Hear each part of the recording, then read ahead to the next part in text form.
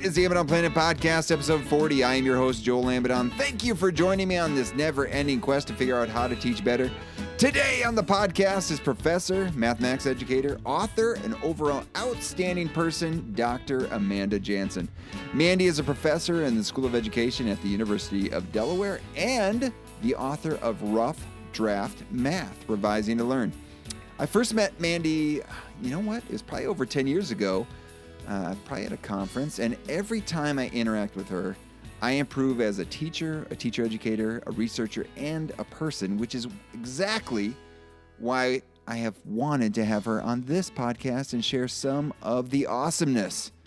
I also want to share the ideas from her book, Rough Draft Math. We will talk about the book in depth during the podcast, but I remember when I first heard her talking about the ideas from the book at a conference, I remember just nodding my head a lot. I just, hey, you know what? This is making sense. And started thinking about how I would implement what I was learning into my own teaching. And then this past summer, when we're all at home, we did a summer book club, a virtual summer book club with Mandy for the Teaching Math Teaching podcast. And we did a culminating podcast that I'll put a link to in the show notes. But anyway, those...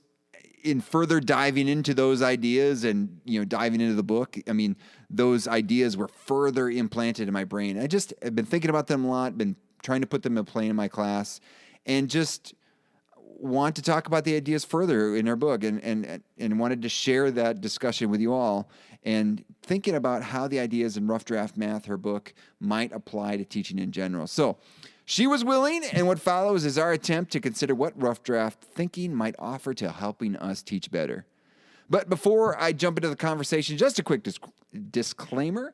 In no way will we, Mandy and I, be able to communicate the whole value of the book. And even if we did, it would be from our perspective. In other words, you know what's coming. If you like what you hear, go get the book for yourself. It'll be a good purchase, trust me. Links to purchase the book can be found at amidonplanet.com/40. Those are the show notes, or seek it out wherever you buy high-quality books like this one. If possible, try to support your local bookseller like Square Books here in Oxford, Mississippi. We're just going to get into it. Here's a conversation with Dr. Amanda Jansen.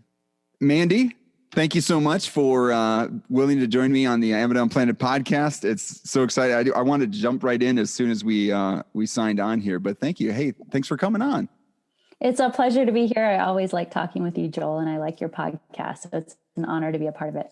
Yeah, we had a lot of time to talk to each other this summer. We talked about your book, Rough Draft Math, Revising to Learn. We did a book club throughout June? I think it was June. Right. Yeah. We tried Instagram Live. It was fun. Yeah, that's my first Instagram Live. Learned some lessons. I had some, rough draft experiences using Instagram Live. Like, oh, it only is for a certain amount of time. And oh, shoot, I need to start that feed again. Oh, no. So, it was fun. Yeah, all sorts of lessons learned. But thank you so much for being willing to come on, because I've been ever since reading the book and talking to you this summer, it just been, echoes of it have been going on in my head in thinking about this idea about rough draft thinking, rough draft math specifically with the book, but this idea of rough draft thinking and wanting to share it with folks that, have similar intentions of this podcast, which is thinking about how to teach better. And so asked you, and you're more than willing to share your time, which is awesome. And just wanted to get into it and talking about the book. But I don't know, could you just take a second before we get too far into it? I get a little excited. Just maybe share a little background, introduce yourself to the podcast listeners who might not be familiar with the amazing Mandy Jansen. My pleasure to say hi. So my name is Mandy, and I am a professor in the mathematics education program area in the School of Education at the University of Delaware. And before I was a professor, I was a middle school teacher. I taught junior high math in Arizona. And then I lived in Michigan for 5 years, where I went to grad school at Michigan State. But I've worked in Delaware since 2004. And I really enjoy teaching future teachers, teaching about math pedagogy, about the math that we need to understand to be a better teacher. And then learning alongside teachers. When I'm in a role of conducting professional development, I really feel like it's mutual learning, learning together with practicing teachers. So this is a really exciting career because we're all growing and improving together. Yeah, there was never more evidence than this past spring when everyone was switching to online instruction and having to rethink like how are we doing this? And you have a big presence on social media and like coming up with, hey, has anyone thought about this? Or here's an idea I thought, and just that mutual sharing and learning from each other. It was just, I don't know, it was beautiful to see because we were all trying to figure answers out, right? At the same time. Everyone was so open about different strategies that they were trying, and it felt like we were a national learning community in a way, with all the webinars, all the podcasts, all the reflections on blogs and Twitter. And so I think that because of the way our nation as math educators, we reflect together, practicing teachers, professors, the students ended up having a better experience because of that. So I'm really thankful that folks network and share their ideas. Yeah. And we'll have we'll put some links to those podcasts from the Teaching Math Teaching podcasts and anything else that we mentioned here today on the show notes, which will be this will be episode 40. Which, congrats! There we go. Yeah, approaching my age eventually, so we're getting there. So, but I really want to talk about the book and maybe even just a little bit of background of how did the book come to be. So thanks for asking. A few years ago, I think it was spring 2016, I had the opportunity to conduct a teacher study group with secondary math teachers in Delaware. We have a great organization called the Delaware Mathematics Coalition that provides professional development throughout the state. And this group was thinking together about how to improve their classroom discourse. And that's something I also care about and am trying to improve. So I was invited and included to do a study group with teachers. And I brought to them some chapters from a book called Exploring Talk in School. And it was dedicated to the work of Doug Barnes. One of the editors is Neil Mercer. So these are folks who've been really invested in improving classroom discourse across the curriculum. And we read a few chapters, and the concept anchoring the thinking was exploratory talk.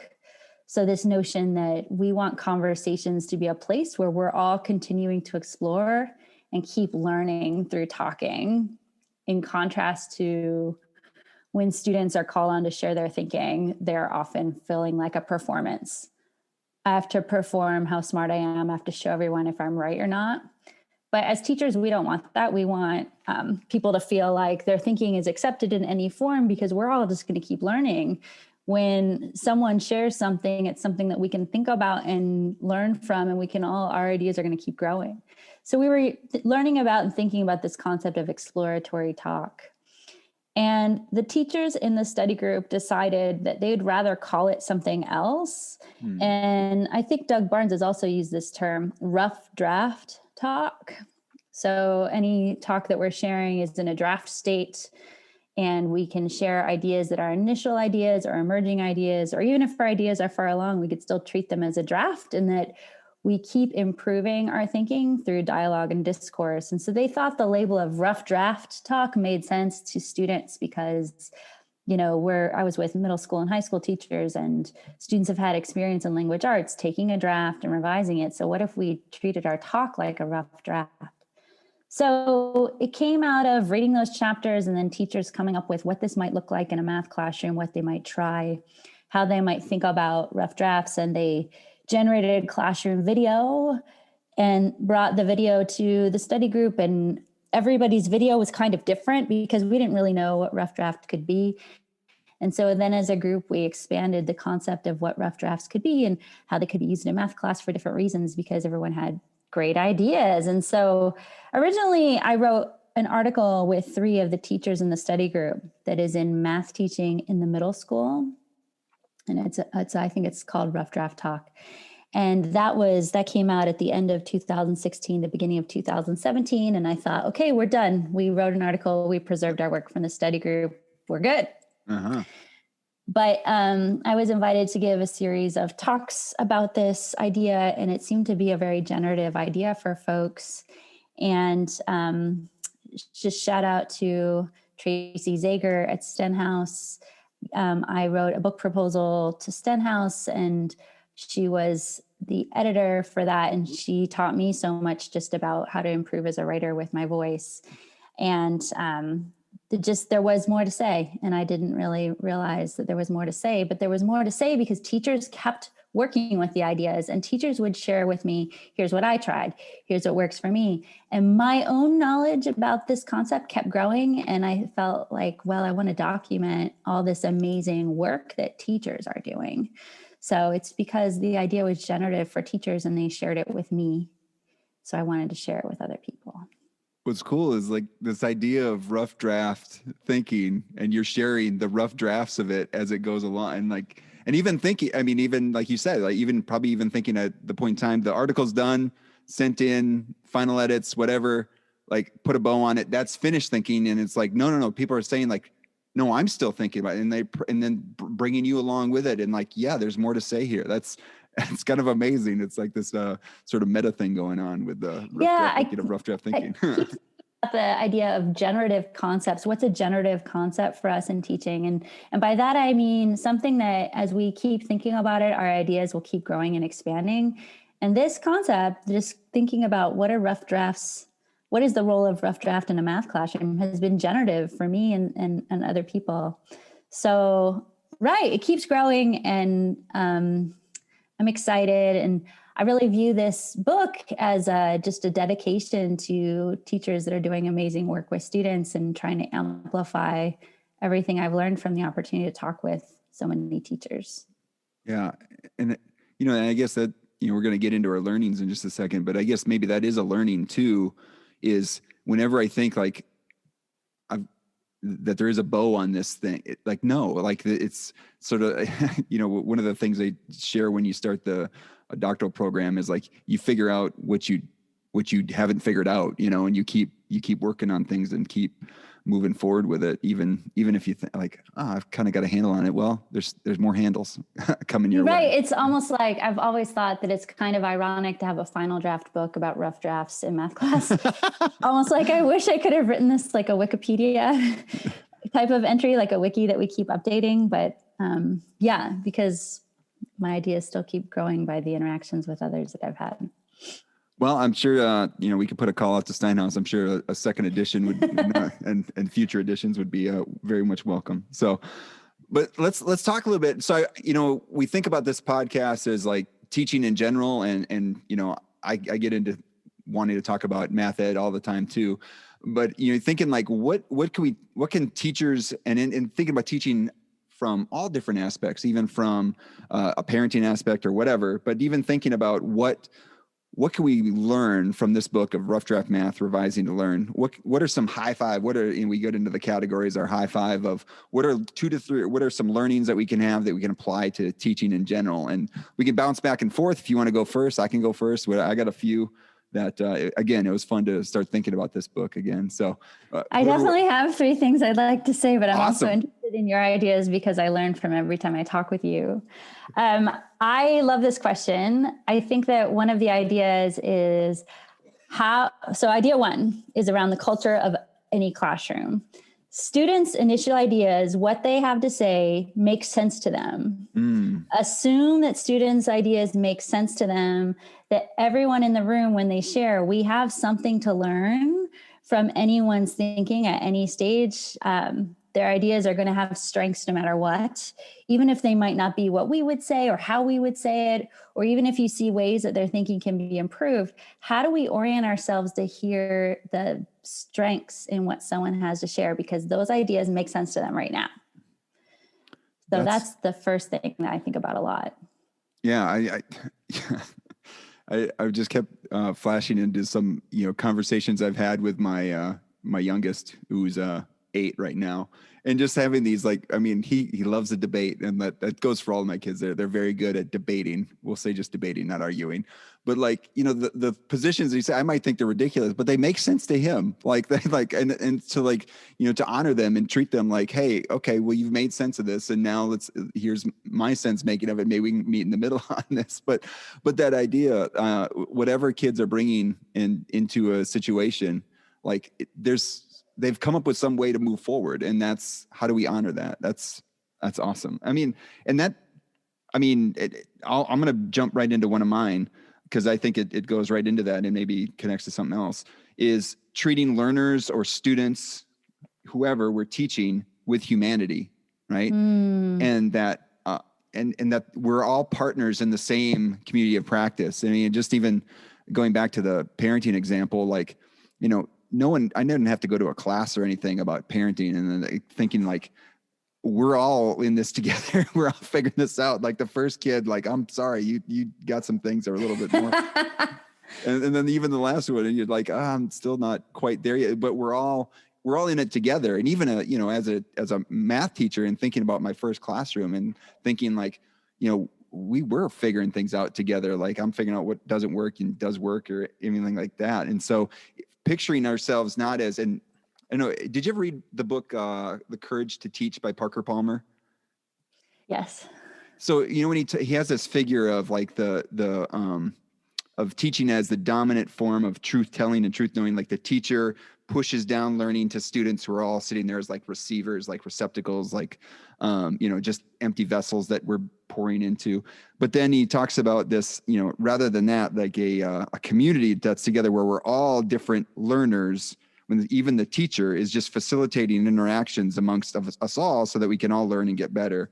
And it feels like rough draft thinking is like this idea where, hey, I might have just a little bit more sophisticated thinking about this as maybe the teacher, but I have to be open that I might not. And like, I switch and become the learner, and you're the teacher. And like, it's this all sort of community together. And so I think this way of thinking is like this idea of bringing humanity and seeing each other as partners in this idea of like, how do we get better at math or whatever the subject is? I really appreciate that you're saying these things, because that is making something explicit that I truly value. Everybody that we're in a room with has a different experience from the other person in the room, right? Mm-hmm. And so that means we have something to learn from their experience. And that's one of the things that's amazing about teaching, is that we are learning all of the time. So sure, maybe I've taught this math problem or this math lesson like 10 years in a row, but a student is going to come up with a way of representing the situation that I hadn't seen before, or someone is going to make a connection between two strategies that I hadn't heard of before. So I get the benefit of hearing the richness of the connections that students are making. And I want to help them see how, if you were not in this room, we would be missing out on an opportunity to learn something. Yeah. Every single person in the room. Yeah, so yes, we're learning in community together all of the time. Yeah, and like even just like, what is that? Even to think like, have class this week, and when take an attendance, like, oh, someone's missing. Oh, the environment, our community just changed because you weren't here. Like you were missed, right? It wasn't just less questions from the. No. This is if we're together, if we're truly in partnership, that's a chunk of us is gone, right? Because you are gone. And so, yeah. So I think that this rough draft space, if we orient ourselves to, we're a learning community and we need each other's ways of seeing the situation to learn. I think rough drafts are a nice way to bring that out, but it's not the only thing, right? So rough draft thinking happening in this larger context of what is the kind of learning community we want to foster and create. Awesome. All right. What's another one you got? Maybe I can go with another one. So I want to think about what we think learning is, right? And so for me, learning is a process of gradually evolving our ideas over time. And it's not about you're right and you're wrong, and we're trying to get more right. Any idea that we have, even if it's pretty closely mirrored to what's happening in the discipline, we can still keep revising it, keep improving it. Maybe it's correct, but maybe our explanation could be more reflective of vocabulary in the discipline. Maybe it could be more elegant. Maybe it could be more precise. Maybe we could use a different representation so it could communicate more clearly. I think it can always evolve. And so I think it's helpful to take something we've worked on at any stage, then look at it again. And how can we take that work and revise it? And then reflecting back, okay, how did my thinking change? Did my thinking change between this point and now? And then what led to exchange? Being metacognitive about that, because there's something about understanding that once we understand something, we feel like we must have always known this. And so comparing what you think now to what you think before, to really honor that growth is constantly taking place. So this could be within the same class. Take something from the beginning of class, look at it at the end of class. Do you think differently now? It could be across a week or a unit. It could be take an exam and re-look at it. But just asking people to revisit what you thought about before, to recognize the growth, because our thinking is always evolving. Yeah. Well, I want to point right to the book at this time, because the tables in here and like all the accumulated resources within here are awesome.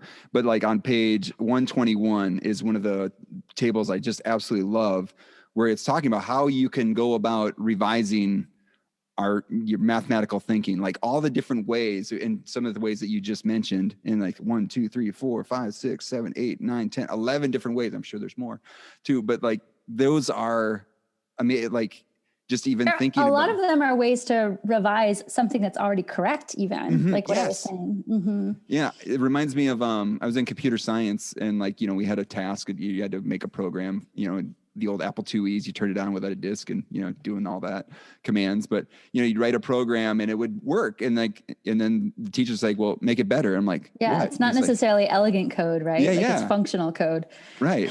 I could make my little closet office here was just a piece of plywood on a platform for a second. And then I was like, okay, well, I can make it better. I could get my... That's true. I've seen the evolution of your recording space and classroom. Yeah. Make it more. Yeah. Let's keep revising. So yeah. And like thinking about, just because it's right doesn't mean it's as good as it could be. And that doesn't mean that we as a community can't keep adding to it to help it evolve and get better.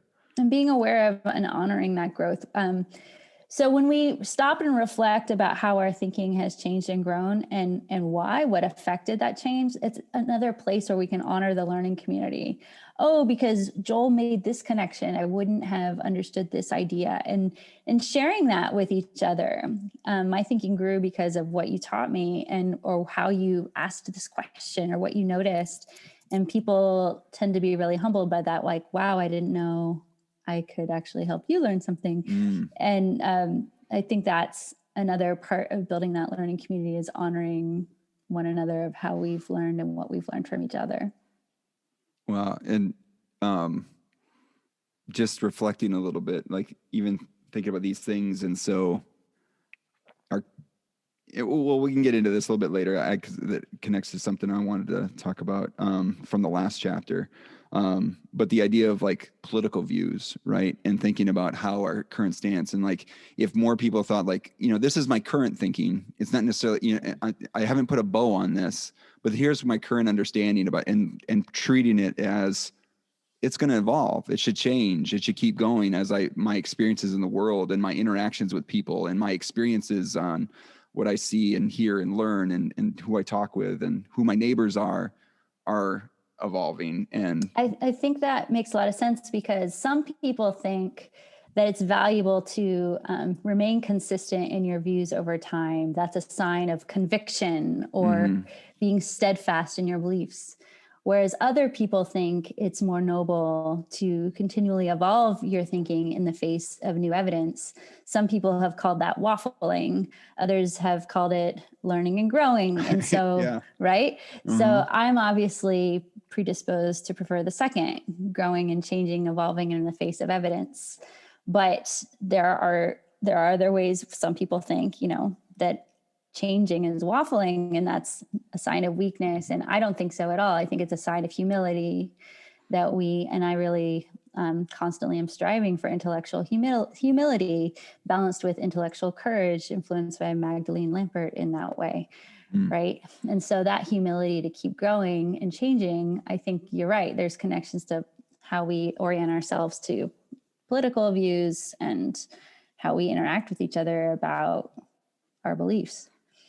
Yeah, and I've shared this a few times, but it was one of the most powerful moments I had in my teaching was, solving a like linear equation. And I was first year teacher, and, I was telling as teaching, right? I was up at that time. I was showing on the board how to do something, and someone's like, well, could you use tables? And I don't know why, because it wouldn't be like, no, this is how we do it. And like, for some, I don't know, I just had a moment of clarity, and I said, tables. How would you use tables? And like, I sat down and the kid got up and showed how they use a table. They put up the 2 plots in the table, or 2 points, the coordinates in the table. They figured out what the slope was. They backed that slope back up to 0. And then they said, oh, here's my slope. Here's my y-intercept. Here's it is in this form. And there you go. And I was just like, my jaw was on the ground. And it was just like one of those moments where, if I could have very easily just said, no, this is how you do it. And this is how I want you to do it. You will regurgitate this. But they, showed me, and like, oh, wow, there's a bunch of different ways we could do it. And then, you keep learning and growing and seeing other ways that do things. But it's just one of those like mile marks in my life where I was like, if this so much could have been lost if I just would have stopped, like, oh, that kid's thinking wasn't valued. And it's like, there's only one way to do it, and like all this sort of stuff. And it's versus let's open things up and do what we said before, like treat each other with humanity, and we're all partners in this thing, and keep growing and learning from each other. I love your story because I think it also makes another value of mine more explicit, which is, as a teacher, I'd like to release the authority, right? And invite students to be intellectual authorities in the room as well, because they already are authorities of their own thinking. So why not give them authority in the classroom community, right? I don't need to be the arbiter of knowledge. My knowledge is limited. My knowledge will grow if I share that authority on purpose and intentionally. Mm-hmm. So you gave a great example of how our learning keeps growing if we share that authority with the group. Yeah. Like, I didn't empower that student. It was whether, it's like, did I steal the power away from that student really, or let them do it? Yeah. And then I guess that brings me back to one that I wanted to share. And this is, I think it was highlighted in the beginning with, you have, Robert Barry opened up the book, and I believe he talked about the idea of participation over performance. And it's just overall in the book, that's what you see, is like, we want participation. We want, versus just seeing like everything is a performance. Like every time I speak in the class, or every time I do something, it needs to be correct, or, I can't like you said, show weakness and things like that, versus no, let's put our ideas out there and see what's happening. And even the ones where, it might not be as correct in quotations as it could be, we're still going to learn something from it. And so I don't know, can we shift classroom dialogue from being a space where we're constantly evaluating each other to instead being a space where we're constantly trying to understand each other? Evaluation is often how we feel when we're talking about our ideas in front of other people in a group setting. So participation to me aligns with trying to understand one another. I think it's more important to understand each other than to try to change each other. But as we try to understand someone else, we'll often change ourselves. Yeah, just practice that, or flex that empathy muscle, and figure out like why you had that perception, or why that perception is had, and you can definitely learn something from those sorts of things. And you don't do that unless you're encouraging people to put things out into the world. Yeah. Otherwise you wouldn't have access to their thinking, so you could learn from it.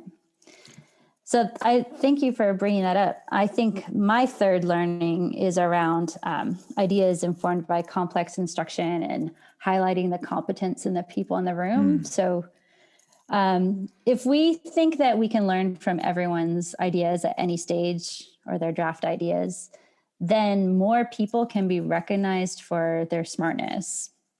So I can find something to learn from anything that anyone shares, so we can position that student of having something to offer.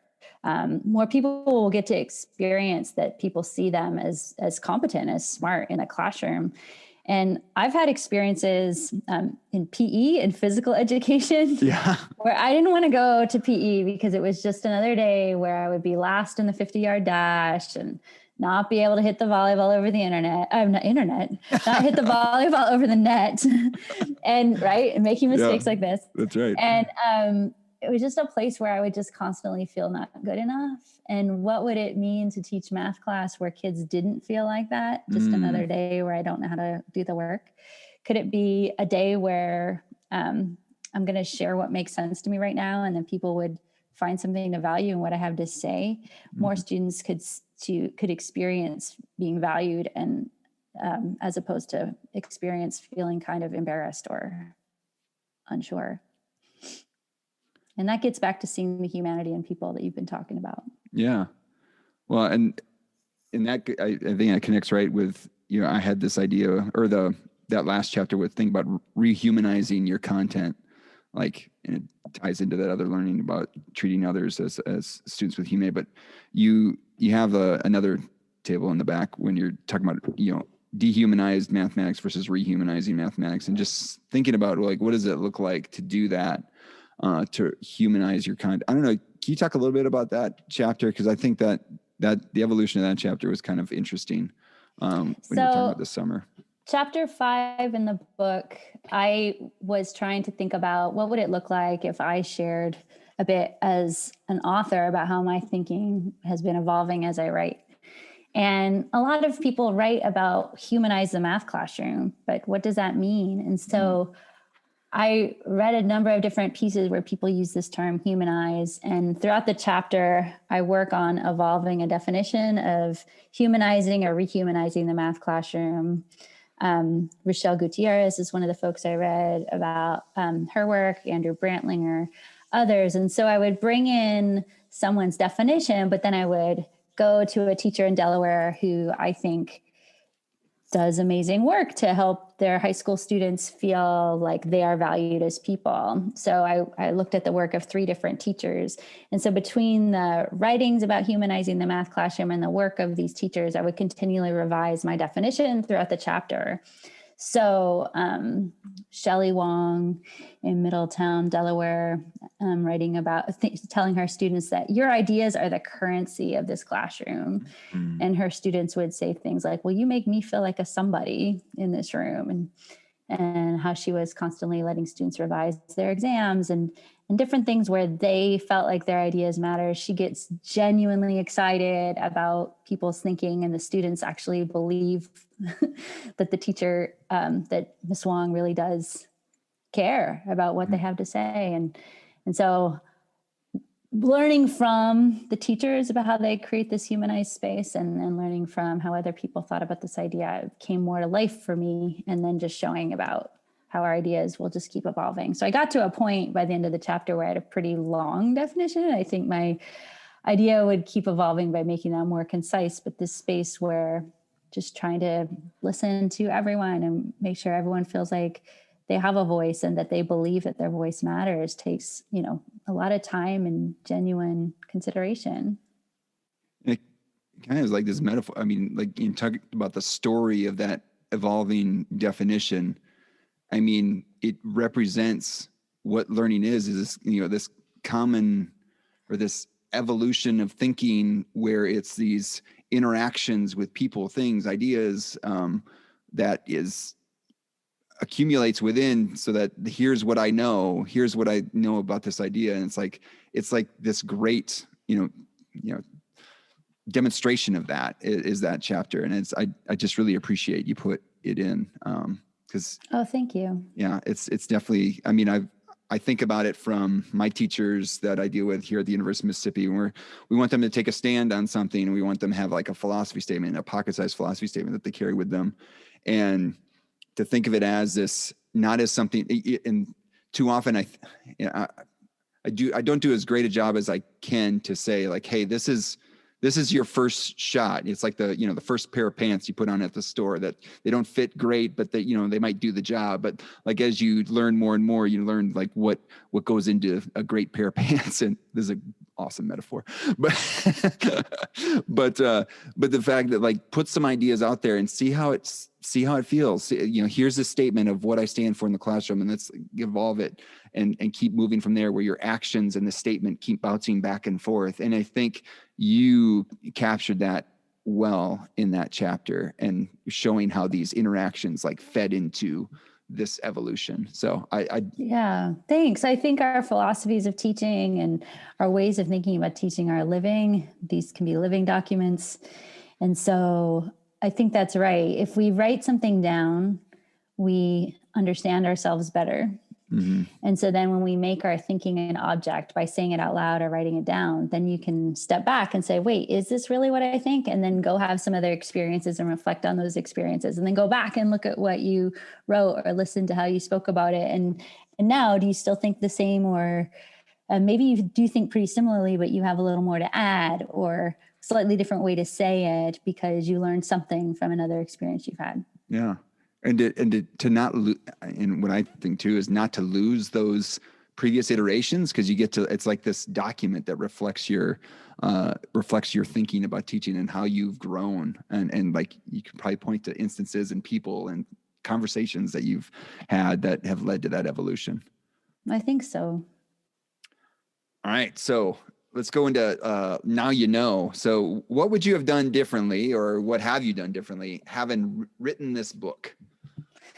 I think one of the things that's been hard for me when people ask me questions about this book is I don't really say anything about how to help someone buy into any of this if they don't already agree. So people say to me, well, how do I convince somebody else to want to create a classroom like this? And I don't really know. And I would like to, learn how to do that. So I would say, that's where my trajectory would be headed, is how to work with people that are trying to grow into transferring our authority and that kind of thing. But I would say on a personal level, one thing I learned, the last chapter in the book is a lot about what I learned about when I was trying to put this into practice myself, is that some effort is better than no effort. Mm-hmm. I felt like, oh, okay, I wrote this whole book. Now I'm going to teach a math class for teachers this semester, and I'll be able to put everything that I learned into practice this semester because I've learned so much. And if anyone should be able to do all of this stuff, maybe it could be me. And, no, you can't do everything. And I did a few things, and there was a bunch that I didn't do of all the good ideas I learned about. And I felt really bad about that. Like, wow, if I can't even do all of these things in the context of one course, who can? And I felt like a failure, and maybe I was a fraud, and it was all a mess. But then I gathered data from my students at the beginning and end of the semester about their experience in the class. And then during the semester too, just different journal entries students wrote or different reflections. And I realized, even though I didn't do all the things, I did some of the things, and the students were impacted by that, saying things like, wow, I really felt like in this class, I could share my ideas and it made a difference. And, Mandy really promoted this notion of drafts, and it made me think about the power of drafts in math classrooms because I teach future teachers. And I realized this is putting rough drafts into practice isn't about like trying to be perfect, trying to do all the things on the list in the book. It's the spirit of it, the spirit of promoting that our ideas can keep growing and changing, the spirit of promoting that we really value your thinking right now. And it doesn't really matter if I do a revision activity every day, or it doesn't really matter if I make sure that I'm following certain steps. What matters is that spirit that we're bringing to our interactions, and you can enact that spirit in a lot of different ways. And that actually ended up being very liberating for me. And I was glad to have that humility moment because I had a great learning experience from that. And then being able to share that humility moment with others too. Like, hey, I understand this is tough. I tried it myself. Like, hey, here we go. Learn from me. Yeah, because I feel like I would go to professional development when I was teaching, and I would leave thinking like, oh my gosh, how am I going to do all of that? That all sounds amazing. I can't do it all. Mm-hmm. And to take away that trying some of this is way better than not trying anything, and it can make a big difference if you do something. Mm-hmm. That made me liberated. I can fit this into what I'm already doing. And by this, I mean maybe explicitly talk to people about how learning takes place, or invite them to reflect on how their thinking changed, or orient myself to someone's thinking so they know that their strengths matter. Like anything we try is going to be better than not trying. It just was very liberating to me. Yeah, I was trying to, as you're saying that, I've got some books up here that I've done on previous podcasts. One of them is Atomic Habits. And one thing that was from that book was if I have a habit, like what's the 2-minute version of it? What's the smallest version of it that gets me to move towards something? I really like that. So like, I want to read every day. So the smallest version of that is I'm going to open the book and read a sentence at least, Yes. And so I'm probably going to do more than that. But if I just get in the habit of opening the book and knowing that at this time I'm going to open the book, I'm going to keep moving along or something like that. Versus, maybe someone for this is maybe even just to having a sentence that I'm going to say at the beginning of class, like your thinking is honored. It doesn't have to be perfect. And that's my approach. I'm still learning that. So you can call me on that, but this is what we're going to do in our class. This is not about just only the right answers are here. This is about, we need to participate. And maybe that's it. And then, but if I keep saying that, eventually, maybe it sinks in for you, maybe it sinks in for the students, and then you keep moving forward or something, whatever is coming up with that smallest version of whatever it is that's a step forward towards putting this into play in your classroom. And I think one more thing that I do differently now after having written the book, and I talk about this a little bit at the end of chapter 6, is that I now track participation in my class, not in a way to grade participation, but for me to learn about how I'm positioning students.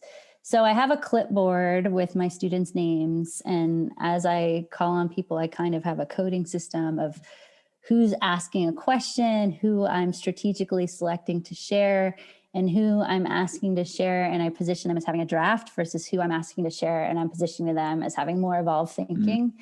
Because I want to be aware of, am I putting the same students in the category of being an early draft and other students always in the category of being further along? Because everybody has early drafts and further along. And am I pointing out some of the same students as being positioned as a higher status or not? And are they students of color or white students or boys or girls or multilingual students? Like who's being positioned in what ways? And keeping track of that helps me strategically remember so I can another time position a student. I've shared that their thinking was more like a draft, make sure somebody else, like seeing them again in the future, like, oh my gosh, look at this evolution in their thinking, and sharing that they're further along, and making sure I hear from everyone. Everyone's voice is mattering. And when students were face-to-face, I have students go up to a document camera and bring up their work. And I sit down. I sit down in their chair. I sit down in their seat, and I have my clipboard and I'm filling out the clipboard. So that way I'm not physically the tallest one. And so I think those things, like keeping track of the participation and noticing my physical space, I don't think I was doing that before I wrote the book. Yeah. I mean, and that's such a great move because, like I always, one of the things I would talk about in a face-to-face classroom is where's the front of the classroom? And I ask as I go to the back of the classroom, and it's like, everyone starts to turn around like, oh, if it's wherever I am, then we don't have, I haven't quite established a community where we're all, seen as equals in here. But that's I love that from a perspective of tracking what participation you're having from your students, and just putting a little shout out to any doc student out there. Maybe that's a good way to overlap with the Equip. It could be one of the categories in the Equip app. Yeah, the Equip app from app. Dan Reinholtz and Neural Shaw, and tracking how people participate, and you could add your own categories to this app, and so that might be some categories to think about. So I got this idea of thinking about who's being positioned and in what ways from talking with Imani Goffney at the University of Maryland, and making sure you're not always positioning Black or brown students as being in early draft stage, because all students have brilliance and we need to be aware of where our implicit biases are. And I don't know, my biases are implicit. So tracking them really helped me realize, like, oh my gosh, maybe I'm always paying attention to this side of the room or something. So it made a big difference to start to track it. Awesome.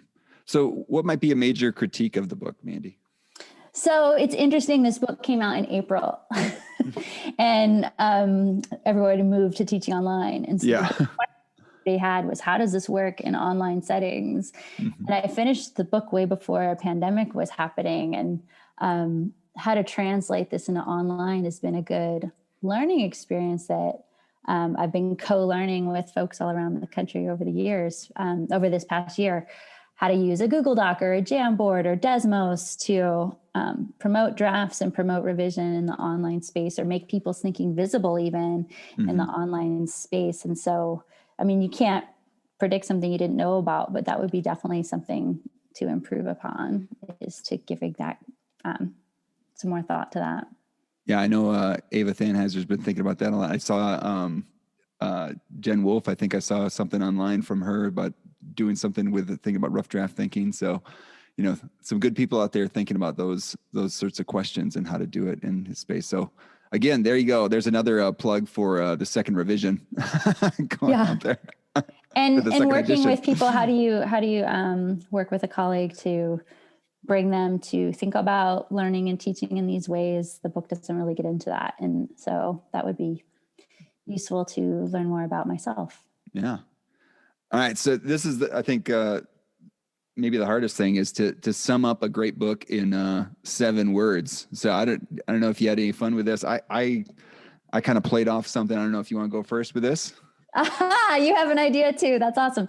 I love this question. So sum up the rough draft math book in 7 words or less. So yeah, I wrote a few revisions of this. So I landed on: draft thoughts are welcome, can be revised. I like it. There you go. Fantastic. Draft thoughts are welcome, be revised. Can be revised. Yes.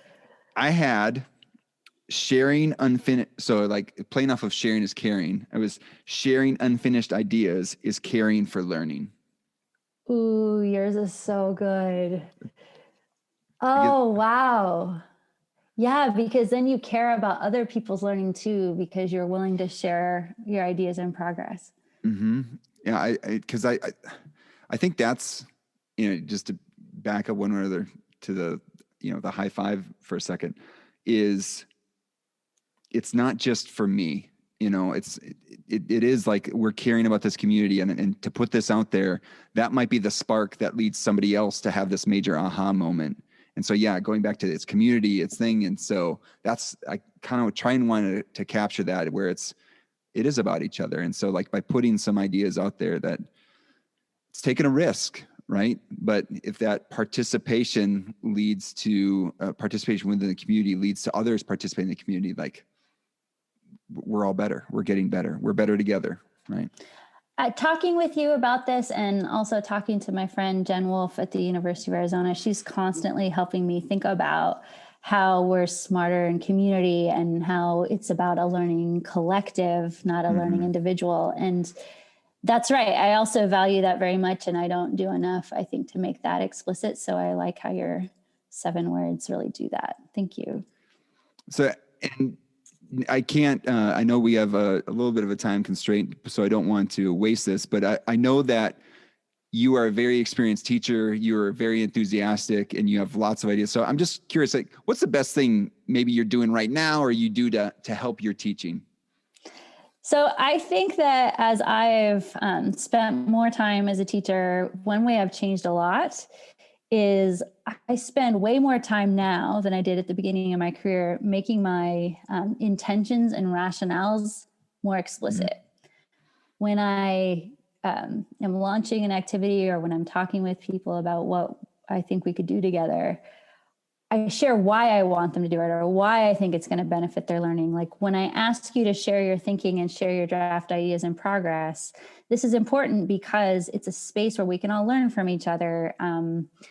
We all learn by talking and communicating. We crystallize our ideas by putting them into words or in another representation.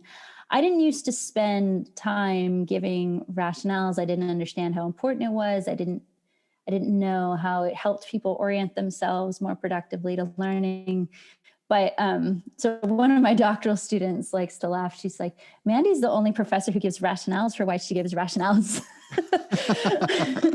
But giving meaningful explanations about why we're doing what we're doing together helps people get more out of it, and helps them think about, do my beliefs align with this or not? And what do I believe about why I'm doing what I'm doing?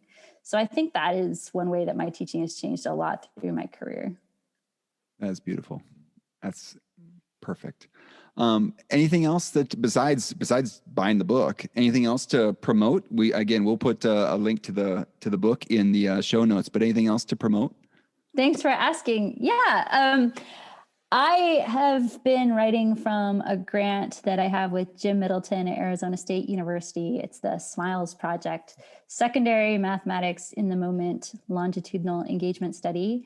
And one of our publications came out this month in the NCTM Journal for Teachers, MTLT, Mathematics Teacher Learning and Teaching Pre-K to 12. So there's an article in the January journal called Discourse Can Create a Learning Culture. And the lead author is Kelly Curtis. Another author, her name is Katrina Lindo, and she was a 9th grade teacher at the time when we collected this data. And it's about Katrina's classroom. And it's about what Katrina did to facilitate discourse in her 9th grade classroom so students could see themselves as mathematicians, see themselves as sense makers in the learning community. And so it's a look into one 9th grade classroom. And I'm really proud of it because it highlights the learning that we were able to do in our grant from this specific teacher's classroom about how to engage students. Because, creating a learning environment that shifts from performance to participation is so complex and you can take so many lenses on it. So this article is another take on that. So I hope people check it out. Nice. Excellent. And excited to check that out. Awesome. Well, thank you so much, Mandy, for spending time with us. Thank you. It's really lovely to have the opportunity. I appreciate it. Awesome. And, hopefully we can do it again. Thanks, Joel. Yes. Isn't she great? Like I said before, every time I interact with Mandy, I get better, and I hope you all feel the same. That is it for this episode of the Amazon Planet podcast. Show notes for the podcast can be found at amazonplanet.com/episode 40. If you're looking for ways to support the podcast, you can take a minute to subscribe, rate, and review the podcast. That's important. Subscribe to the Amazon Planet download containing teaching resources and updates from Amazon Planet. You can also follow at Amazon Planet on Instagram, Twitter, or LinkedIn. You can like the Amazon Planet Facebook page. You can also check out the Amazon Planet store or Amazon Planet bookshop. Links are in the footer at amazonplanet.com. You can also find links there to the Amazon Planet download at amazonplanet.com. And anyway, if you purchase anything from the store or the bookshop, your purchases will help support the production costs of the podcast. So, again, thank you for listening to this episode of the Amazon Planet podcast. Thanks to Mandy for sharing her expertise and just for putting that book out into the world. It takes some courage, and just so thankful for that. Thanks to Matt Mifflin for the music in this episode. If you're looking for more of his music, we talked about it on the last episode, or the first episode of 2021, where we talked about his new single, Out of the Clouds. Check that one out, and check out the story behind it in the podcast episode 39. And finally, thank you to all of you out there who are seeking to teach better and be the good in the world by investing in the lives of others. This world is a better place because you have decided to use the gifts you have been given to serve others. Thank you for all that you do. Peace.